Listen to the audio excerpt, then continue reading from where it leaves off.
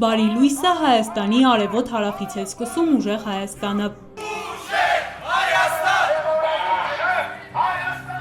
Մեղրի ու Մագարակում սահմանի մարդկանց պատմում են, հունիսի 7-ից հետո ամուր է լինելու Հայաստանի հարավային դարպասը, կյանքն էլ անվտանգ ու բարեկեցիկ։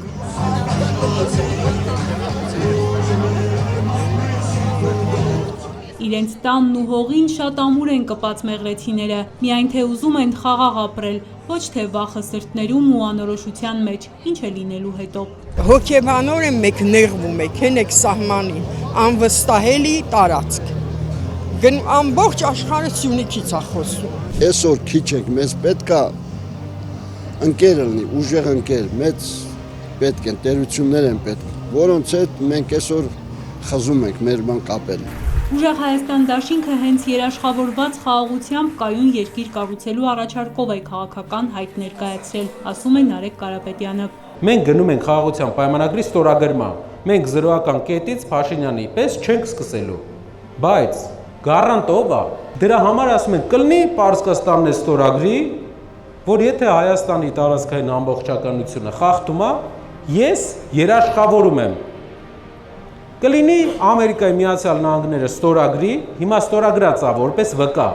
երաշխիք տա, որ ով խախտեց պայմանագիրը, նրա նավթը չեմ առնելու։ Առնվազն 3 երկիր կարող է ռեալ երաշխավոր դառնալ Երևան-Բաքու խաղաղության փաստաթղթին, վստահեցնում է Նարեկ Կարապետյանը, մինչդեռ օրվա իշխանությունն առանց երաշխավորության է պայմանավորվում Ալիևի հետ։ Թշնամուց մի քանի մետր այս կողմ ապրող մարդիկ գիտեն Թուրքի խոսքին հավատալու չէ։ Տարածաշրջանի բոլոր երկրները բացի երկու երկրից հետաքրքրված են Հայաստանի ուժեղ լինելով, ստեղ լինելով։ Միակ բանը մենք ասում ենք ստորագրի,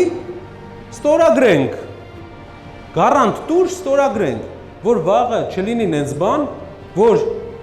15 հատ թուրք գալիս է ստեղ, ինչ ենք անում։ Անվտանգությունը կարևոր է, բայց մեղրեցիներին հուզում են նաև սոցիալական հարցերը։ Աշխատատեղերը քիչ են, եղածն էլ ցածր վարձատրվող։ Մշտական հարցը կա, ինչով զբաղվեն երիտասարդները։ Դուք կարաք վստահ լինեք,